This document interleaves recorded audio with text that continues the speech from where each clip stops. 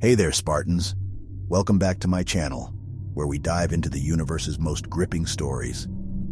Today, I'm bringing you a thrilling tale that'll transport you to the edge of your seat as we follow the journey of a lone traveler who boards a mysterious bus, unaware of the dangers lurking in the shadows. So sit back, relax, and hold on to your Mjolnir helmets, because we're about to embark on a wild ride into the unknown. Remember to hit that like button, subscribe, and turn on the notification bell so you don't miss any of the action. Let's get this mission started. The first time I caught the night bus was pure chance. I'd heard the legends, of course, we all had. Urban legends are a big thing where I live. I suspect it's partly because I hail from an unremarkable and frankly dull provincial city that has little else going for it. Kids growing up around here don't have much to do, and so their imaginations tend to run wild, with escapism being all the rage. My friends and I were obsessed with urban legends during our formative years, gobbling up the tales whispered in the playgrounds and later posted by anonymous posters on online forums. We found the legends both frightening and exhilarating, bringing excitement to our otherwise boring lives. It would be fair to say that I was quite naive back then. Some of my friends were more cynical, but I truly believed them all. The Vanishing Hitchhiker of Spencer Street, the Southside Troll Man, and the White Lady of Croft Manor were a few of my favorites. My friends and I took on the role of amateur sleuths, investigating every site and searching for any evidence of these legendary cryptids and otherworldly entities. To my extreme disappointment, we found nothing. No ghosts or ghouls, no monsters, and no signs of anything out of the ordinary. Eventually, I too became cynical, concluding that all such legends were just childish nonsense, and I was wasting my time pursuing them. The last bus was another of the local myths that we'd heard growing up, and I'd assumed it was bullshit like the others. But now, I know better.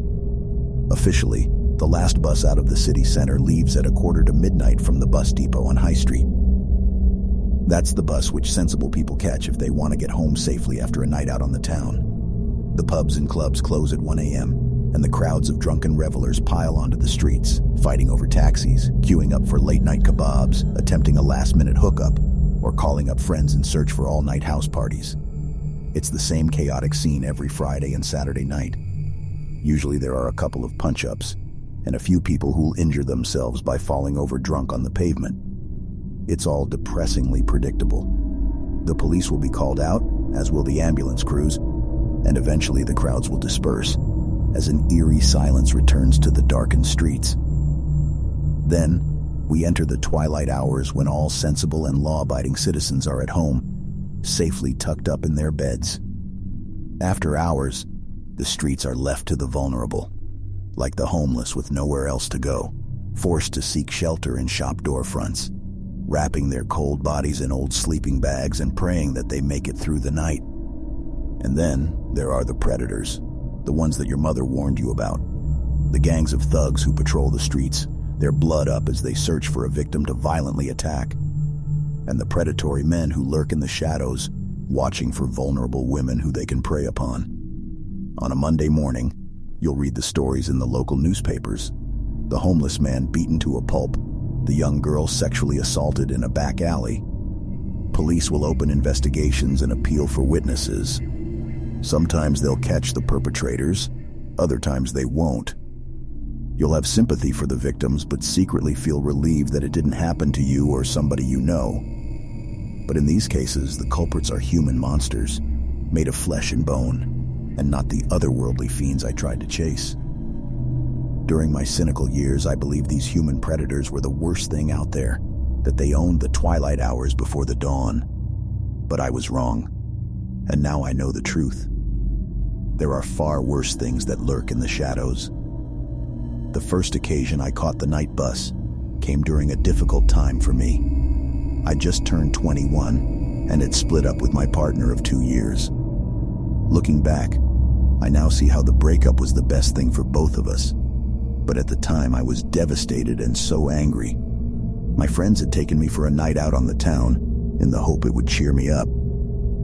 A nice idea, but unfortunately it didn't work out that way. I drank way too much, starting on the beers and moving on to shots of hard liquor. We went to a club where I made several embarrassing and unsuccessful attempts to hook up. As if that wasn't bad enough, I then started a fight with my best friend, throwing a punch at him before I got thrown out of the club by the doorman, and foolishly decided to walk the streets alone in a drunken stupor. Somehow, I managed to avoid getting beaten up or falling on my face and cracking my head open on the pavement. Instead, I managed to stagger to a bus shelter, not realizing in my inebriated state that the official bus service had finished for the night and there wouldn't be another one due until morning. I remember laying down to rest on the bench, and I must have passed out because I woke up several hours later and saw the streets were empty. I was all alone, or so I thought. My heart almost jumped out of my chest when I saw the old bus driving down the street towards me, emitting black smoke from its exhaust pipe as it came, its noisy engine interrupting the previous quiet. The vehicle was partially illuminated by the streetlights, although I noted with some concern how the lamps flickered as the bus drove by them. The vehicle looked like a throwback from the 1960s, the kind of ancient tin can on wheels you'd expect to see at a classic car show. Unlike the modern vehicles we're used to, those that glide along the street quietly, this old rust bucket rattled along, noisily looking as if it could break down at any moment. But instead, it kept coming, driving down the empty road and coming ever closer to my shelter. I noted how there were no emblems or motifs painted on the side of the bus, and no destination name was shown above its front windscreen. The vehicle's exterior was painted all in black, and even the windows were tinted, meaning I could not see who or what was inside. I felt a cold chill run down my spine as I recalled the details I'd heard about the last bus legend, one of those I'd read and studied during my youth. The vehicle I was seeing before me matched the description of the coach in the stories, the phantom bus that appears on an abandoned street in the early hours, offering lifts to the weary and needy. I came close to panic in that moment, wondering whether I was dreaming or suffering from a paranoid delusion. I'd spent so much of my youth chasing these legends, searching for any evidence that could prove the existence of something outside of our own reality. But now that the truth was staring me in the face, a big part of me wanted to up sticks and run. But I didn't. I don't know whether I was frozen to the spot with fear or if my curiosity got the better of me, but I held my ground and waited for the bus to come to me. I stood up on my shaking feet as the coach pulled in beside my shelter, and despite the amount of alcohol I'd consumed, I suddenly felt quite sober. It seemed to take forever for the vehicle to park up and for the creaking old door to swing open. When it did, I was confronted by a friendly middle-aged man wearing a neat blue uniform while he sat behind the wheel, driving his bus to an unspecified location. He smiled down at me, his eyes twinkling in an amicable and welcoming fashion. Then he opened his mouth and spoke in a soft, almost fatherly tone of voice, saying, "Good evening, my friend. Are you coming on board?" I'd heard about the enigmatic driver before, but nevertheless his appearance and whole demeanor took me off guard. I struggled to find the words to respond, stuttering my way through my reply. Where will you take me?" I inquired nervously. "Home," the driver responded with a reassuring smile. "I'll take you home eventually, but life isn't about the destination, it's about the journey. Sometimes you need to take a leap of faith. So, what do you say, my young friend? Will you ride with us?" I'll admit to being scared in that moment, terrified in fact. Somehow, I realized how important this was, how the decision I made right then could shape the rest of my life. I didn't know what exactly would await me if I got on board. But I had a good idea, and it was terrifying. But if I walked away, I would never discover the truth. And so, I took a deep breath, plucked up my courage, and stepped onto the bus, seeing the driver smile as the door shut firmly behind me. When I saw the bus driver up close, I sensed something sinister about him and instantly started regretting my decision. But by then, it was too late. That was the first time I rode the night bus. Over the years, I've been on it 3 times in total, living to tell my tale on each occasion. Catching the phantom bus isn't as easy as you would imagine. There's no set of rules that you can follow, and no set time or location. I don't know whether it's sheer chance or if the bus itself chooses its passengers. I have, however, been able to piece together common threads, using both my own experiences and those of others who've made the journey. We have an online forum which we use to tell our stories and exchange information. It's an issue of safety as much as anything else. The night bus can be lethal if you don't keep your wits about you.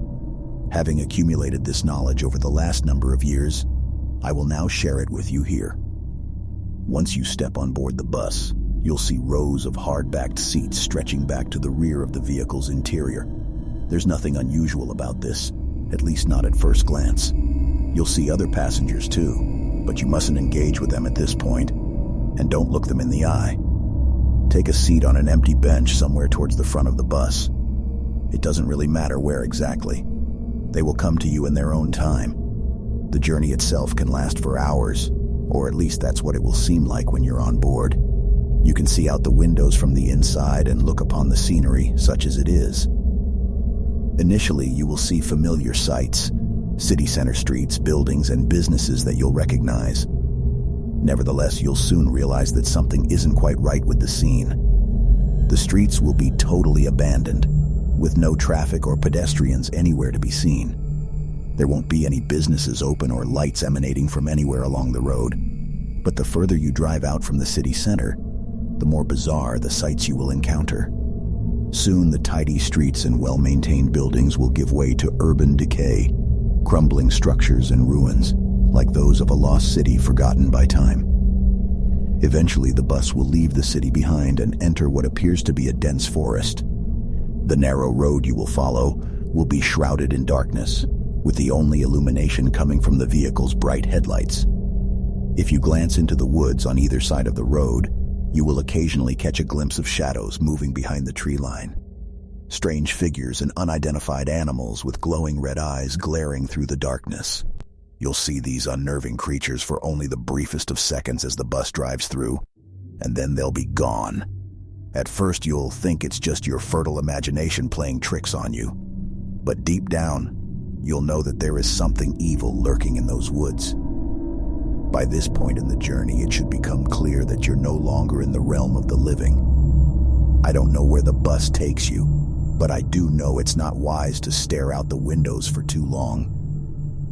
What lurks out there can drive you mad. And besides, your focus should be on those inside the bus, as they pose the more immediate threat.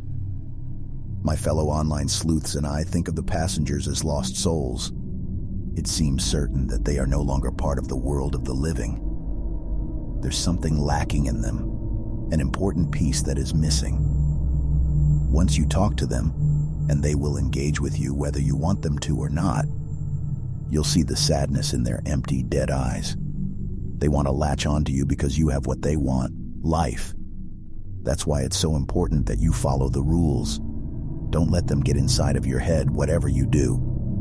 There are 6 entities you're likely to encounter once you set foot upon the bus, all of whom have their own unique traits and tricks, which they'll attempt to use against you. Based on the shared experiences of our forum members, I have pieced together a description of each one of these otherworldly entities.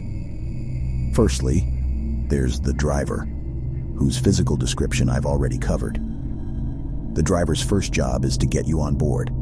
That's why he'll appear to be so friendly and welcoming, enticing you to take a ride on his bus. However, once the door shuts behind you and the bus starts moving, you'll see the driver's smile falter ever so slightly as he breaks eye contact and focuses on the road. Despite this, the driver is a benign figure who plays a small but important role in the events which follow. His job from this point onward is simply to drive, and he does keep his promise to you. He will bring you home eventually, assuming you don't fall foul of any of the spirits during the drive. Like I said, the journey will seem to last for hours, but when he drops you off on your home street, back in our realm, no time will have passed whatsoever. He lets you off, smiling once again and saying, "Have a nice evening. Hope to see you again soon." And you'll be left standing on the pavement outside of your home, bewildered and still in a state of shocked disbelief as you watch the phantom bus drive down the road before it inexplicably vanishes at the end of your street. After the driver, the first passenger you're likely to notice is the party girl. This is an attractive young woman who appears to be in her early to mid-20s. Her physical appearance will change on each occasion. Sometimes her hair will be brunette and other times blonde. Likewise, her skin complexion can either be pale or dark, depending upon the beholder. What's consistent is how she's made up and dressed, donning a cocktail dress and high heels and carrying a designer handbag. Her fragrance is sweet and enticing, but you may also smell a hint of alcohol on her breath. You'll note how her mascara has run, indicating that she has been crying. Nevertheless, there's something in her deep and expressive eyes which will draw you in, an inner beauty and vulnerability that plays on your emotions. It's worth noting that you will be attracted to the young woman in spite of your gender or usual sexual preferences. You'll be unable to take your eyes off her and will feel compelled to take a seat close to her. The party girl will engage with you during the early stages of the journey, distracting you from the bizarre sights outside of the bus's windows. At first, she'll be flirtatious and fun, asking you about yourself and talking about her night out. But soon the conversation will take on a darker tone, as the girl tells you about a tragic event from her past childhood abuse, a violent ex-partner, or the death of a loved one. The story will vary each time, but will always be one of sadness and suffering. Your heart will go out to her even if you're not usually an empathetic person. Once she's told you her woeful tale, the young woman will ask you to go home with her, to give her some comfort. You will be tempted, but under no circumstances should you agree to go with her. It's critical that you remember what she is and what she really wants from you. My advice is to politely decline her offer without causing her undue suffering. The party girl may be a lost soul, but by all accounts she still feels human emotions. She won't be angry when you reject her, but instead will sob softly into her hands. You'll feel guilty, but you must move on and switch seats, leaving the poor girl to her misery. The next passenger you'll encounter sits a couple of rows behind the party girl. We call her the OAP, or the pensioner. She's an elderly woman, probably in her 80s, her white hair in curls, wearing a shawl and a heavy winter coat, and with a shopping cart on wheels parked underneath her seat. Her face is wrinkled, and the perfume she wears is quite overbearing, but the OAP has kind eyes and a sweet motherly smile. She'll remind you of an elderly relative, like a grandmother or great aunt, and you will feel an affection towards her. A woman of her age and appearance is the last person you'd expect to find riding a night bus during the early hours of the morning. And yet here she is, another lost soul trapped on a journey that never ends. The OAP will speak with you in a kindly, wholesome fashion, asking about your life and your family, while also entertaining you with anecdotes from her long and interesting life. You truly will feel at ease talking with her, but you mustn't forget what she really is. The conversation will end with the woman asking you to accompany her home to help with her shopping or something like that.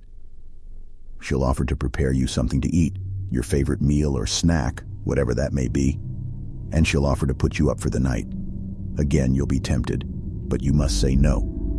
On this occasion, it doesn't actually matter how politely you refuse her offer. Whatever you say or do, she will react with absolute fury, screaming every obscenity under the sun as her face screws up with anger. It's the last thing you would expect from a seemingly sweet old lady, but this is what will happen. As soon as she launches into her hateful tirade, you should leave your seat and move further down the bus, and you would be wise not to engage with her again for the rest of your journey. The next passenger you'll meet is a scruffy, middle-aged man known as the drunkard. He sits close to the back of the bus and is perhaps the type you would expect to find on a late-night service.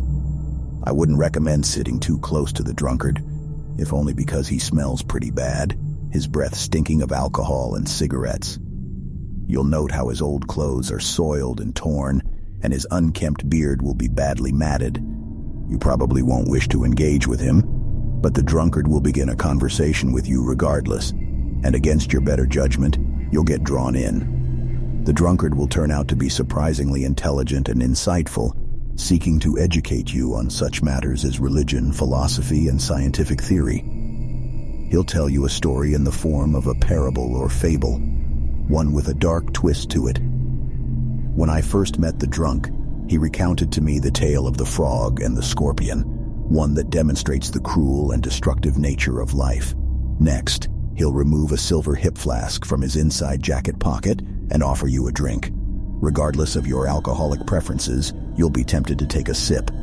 The drink will smell so sweet and inviting, but of course, you must refuse him. After you turn down the drink, the drunkard will shoot you an angry look before shaking his head and saying, "You're a damn fool, a stupid little child, you have no idea what you're dealing with." This is your cue to move on. Now you'll notice how the first 3 passengers are trying to draw you in, using whatever charms or supernatural powers they have at their disposal. Their ultimate goal is to trick you into leaving the bus. Needless to say, you must not do this, not if you want to make it home. Nobody knows what exactly happens to those who fall into one of their traps. We do know that several members of our forum have vanished without a trace over the years, and my city has a long history of unexplained disappearances. The 4th passenger is different from the rest, however. He is a young male who sits on the back row whilst listening to headphones linked up to an 80s-style Walkman. We call him Headphones Guy, and it seems all he does is listen to music, his eyes closed as he taps his foot to the beat. The Headphones Guy will not attempt to engage with you or even acknowledge your presence. That's not to say he isn't dangerous, however. There was a member of our group who had a run-in with the guy. To be fair, it wasn't unprovoked. Feeling bold, my friend got right up in the passenger's face, waving his hands and clicking his fingers in an attempt to gain the spirit's attention. When this failed, he foolishly grabbed the guy's headphones, physically pulling them off his head. Predictably, Headphones Guy didn't react well to this violation. In an instant, he jumped up from his chair, lashing out with his fist and knocking his assailant down with one punch. My friend remembers a sharp, intense pain in the back of his head before he blacked out. The next thing he remembers is waking up in his own bed the next morning with a broken nose and a nasty gash on the back of his head. He also found a note in his jeans pocket, crudely written on the back of an old bus ticket in what looked like dried blood, and it read, "Do that again, and I'll rip your fucking head off." Unsurprisingly, my friend never rode the night bus again. I don't know what the Headphones Guy's deal is, but my advice is to leave him well alone. So at this point, you're probably wondering why one would wish to catch the night bus at all, given how you'll be transported to a terrifying alternative reality and encounter otherworldly spirits who wish to trap you there. Well, the short answer is that no sane person would, bar a handful of crazed urban adventurers and amateur paranormal investigators such as myself. Most of those who've boarded the Phantom Coach have done so by accident, not realizing what they were getting themselves into until it was too late. And most of those who ride the bus once have no inclination to do so again. But those of us who do seek out the Phantom Coach for a second, third, or, in my case, 4th occasion, well, we have our reasons. One reason above all others, in fact, we want to see the Harbinger and ask him our one permitted question. I'll regret my first ride on the bus for the rest of my days. Although I was drunk, I had enough wits about me to see off the various tricks used by the ghouls, but I wasn't prepared for him. The Harbinger is the only passenger who isn't already riding on the bus when you first get on. He comes later, after you've negotiated your way through the ghostly entities and you think the worst is behind you. The first thing you'll notice is the burning cross mounted on top of darkened hillside, overlooking the road on the left-hand side. I remember the first time I saw that foreboding symbol and the immense fear I felt, as I knew something bad was coming. A moment after I spotted the cross, I was shocked to see the bus was slowing down, pulling over to the side of the road and parking up in a lay-by. Next, the driver operated the swing door at the front of the bus, opening it to whatever lay on the other side.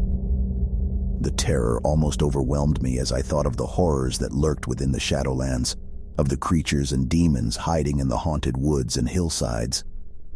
I recall looking to the other passengers, somehow hoping these devious spirits would offer me some protection from whatever was coming.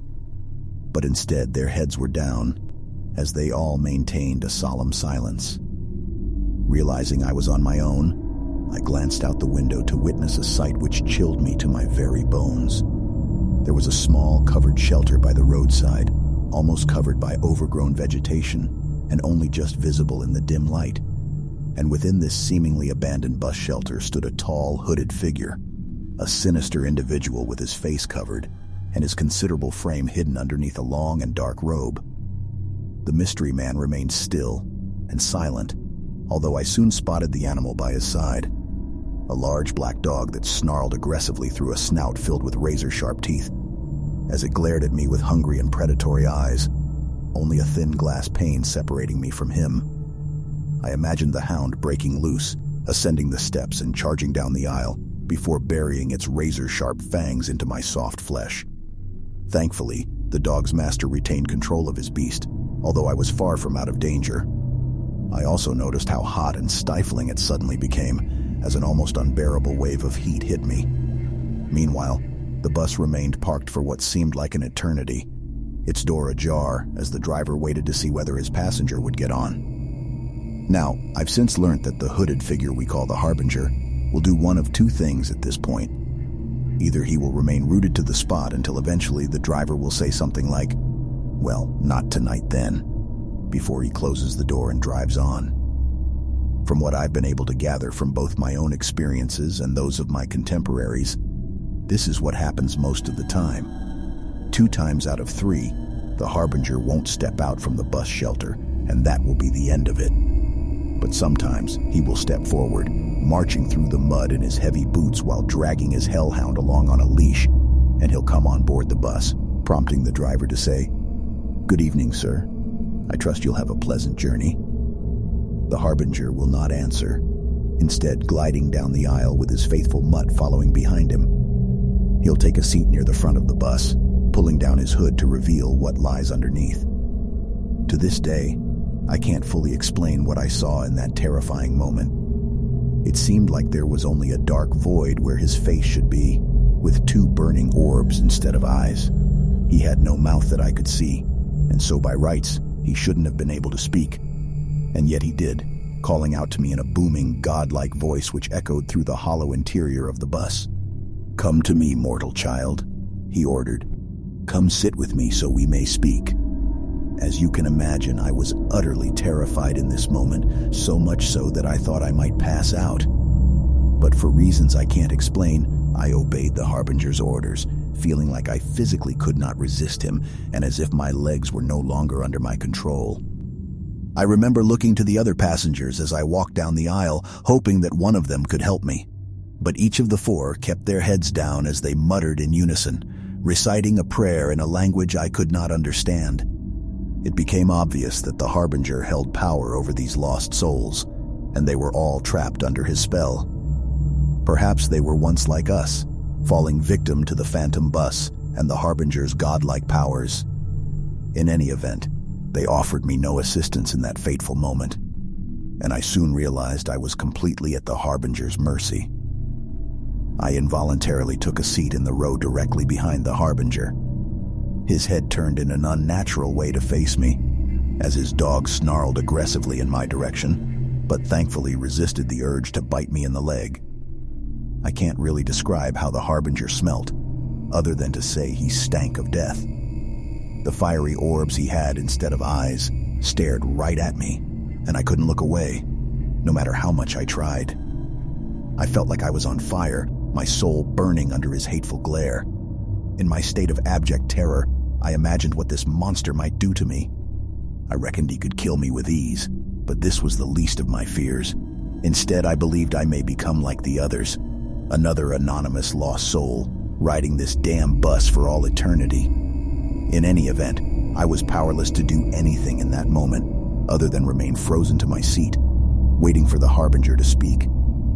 Despite his absence of eyes, somehow I could tell he was looking down on me, that he considered me with total contempt, like I was something he'd stepped in.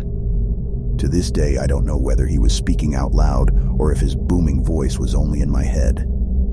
Either way, I found myself totally transfixed as he spoke his words.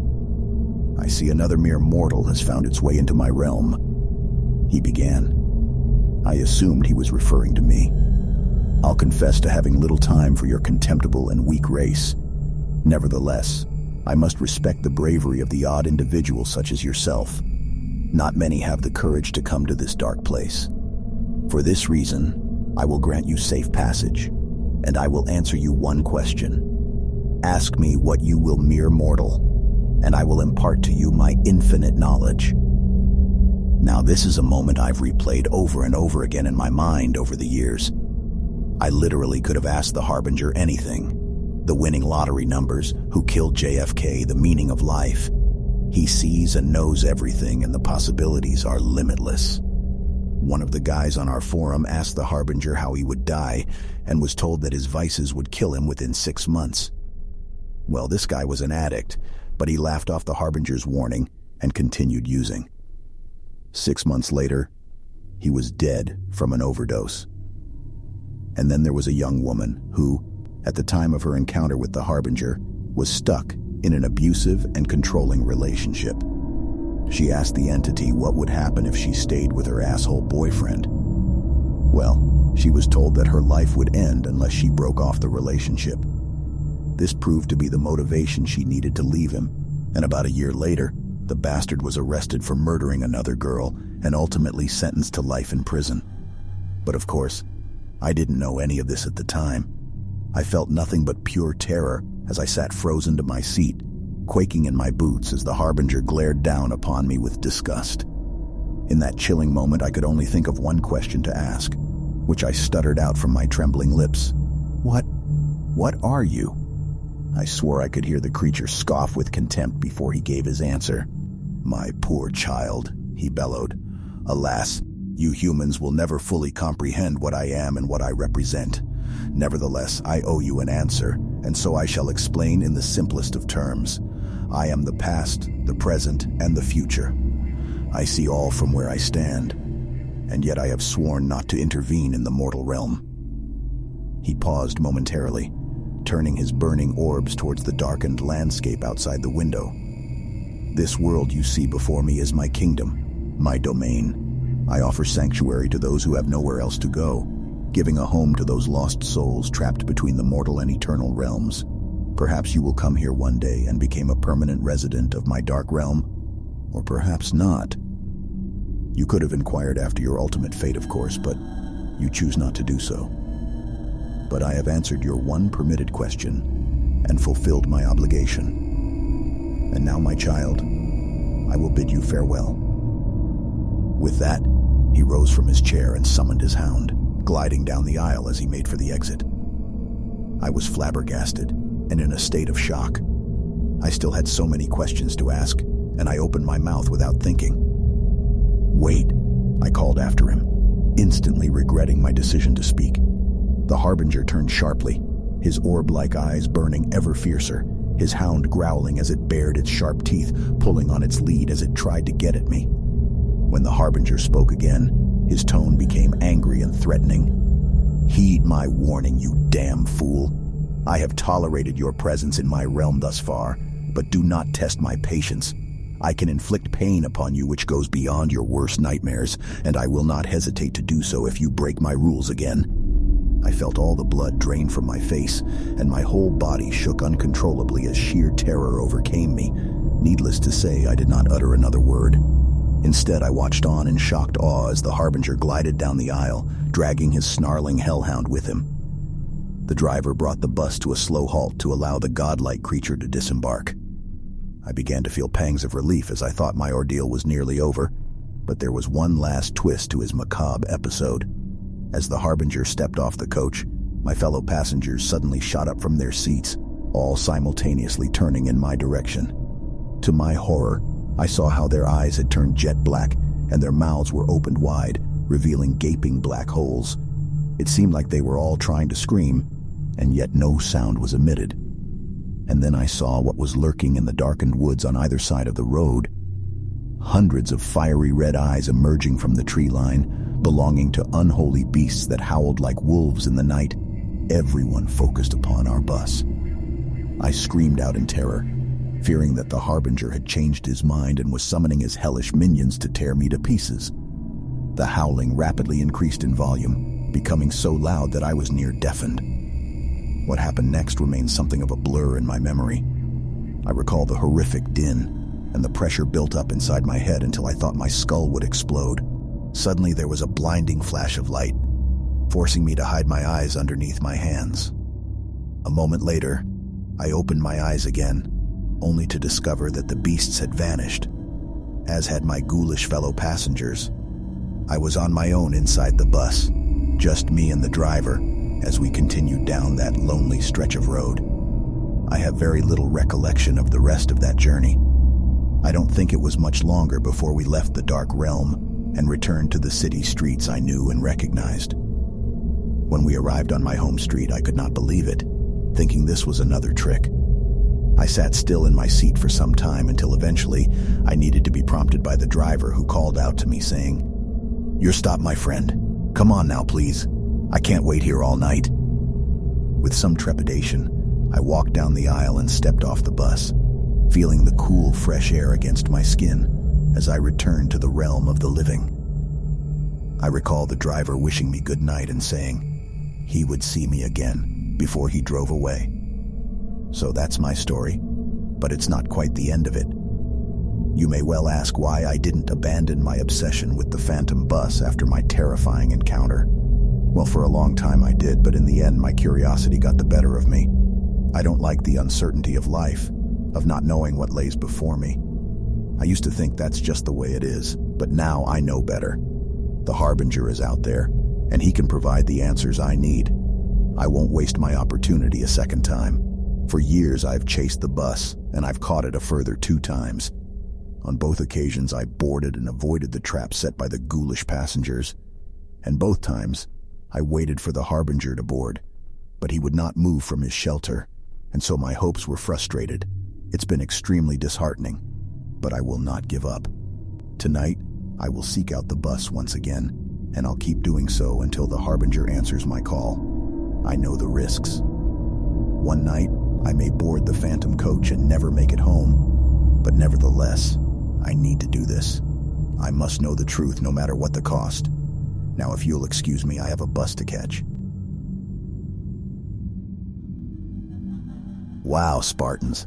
That was one intense adventure we just experienced together. I don't know about you, but my heart's still racing from the suspense and unexpected twists of that gripping tale. The last bus truly took us on a journey that none of us saw coming. Now let's give credit where credit is due. This adrenaline-pumping story was crafted by the talented Wound Licker, whose imaginative writing skills managed to keep even a battle-hardened Spartan like myself on edge. Be sure to check out more of their work for more heart-stopping excitement. If you enjoyed this story as much as I did, make sure to smash that like button and leave a comment down below with your thoughts. Don't forget to subscribe and hit the notification bell so you won't miss our next adventure together. Until next time, Spartans, stay vigilant and keep exploring the vast world of stories. Master Chief, signing off.